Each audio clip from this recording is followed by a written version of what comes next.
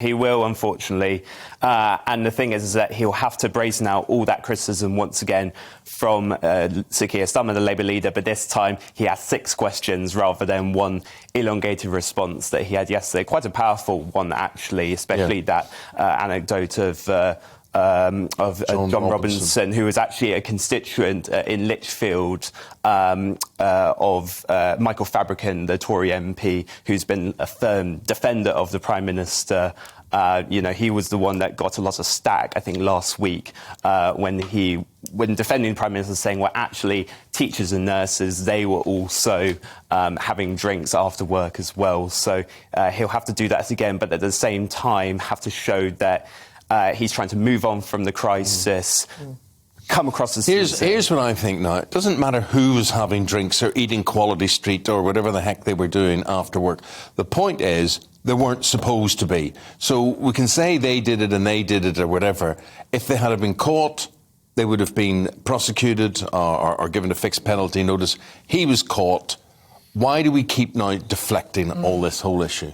I think it's because Labour MPs want him out. They want him ousted, hence why the Speaker, Sir Lindsay Hoyle's accepted a motion by the Labour Party to have a vote in the Commons tomorrow as to whether he should be investigated by the Standards and Privileges Committee, as whether he broke the ministerial code and deliberately misled Parliament, although it does seem slightly performative with the majority that the Tory government have. Well, let's talk about that, because he is expected, as you say, to survive that vote tomorrow, not to be under pressure to have all of these emails and details of the Sue Gray report published in this parliamentary inquiry. But it's not a free vote. This is a heavily whipped vote tomorrow. Mark Harper, though, however, former supporter of the Prime Minister, wanted him to be... he voted for him to become leader, supported him in Brexit, put it in a letter to the 1922 committee. Only one, though, to speak up yesterday as a backbencher. Do you think he's the only one thinking that, or could there be more trouble ahead? I think there's lingering doubts within Tory MPs as to whether Boris Johnson is the right man to lead the Tory party going forward.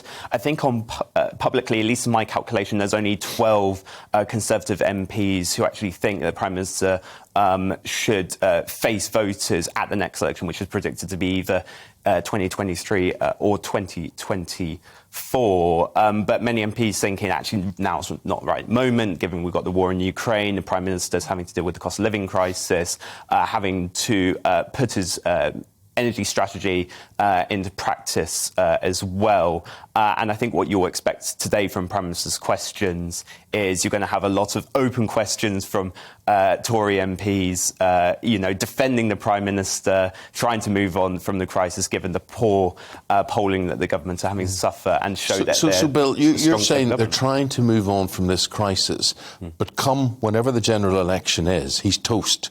They're not going to put him forward. Is that what you're saying? It's not looking rosy at the moment electorally for the party. I think in the council elections, they're definitely expected to lose many councillors, hundreds. I think I saw one projecting that he's losing up to 800 councillors. And current polling suggests that the Conservative Party are set to lose many Red Wall MPs and also seats in which they've had a stronghold for many years.